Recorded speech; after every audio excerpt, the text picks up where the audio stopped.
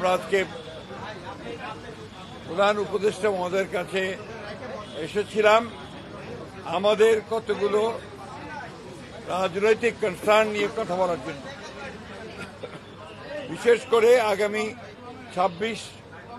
2026 ফেব্রুয়ারি মাসে যে জাতীয় সংসদ নির্বাচন অনুষ্ঠিত হবে, সেই জাতীয় সংসদ অনুষ্ঠানকে অর্থবহ, নিরপেক্ষ, সকলের কাছে গ্রহণযোগ্য করে তোলার জন্য এই মুহূর্ত থেকে যেটা প্রয়োজন হচ্ছে অন্তর্বর্তীকালীন সরকারকে এখন কেয়ারটেকার গভর্নমেন্টের আদলে নিতে হবে।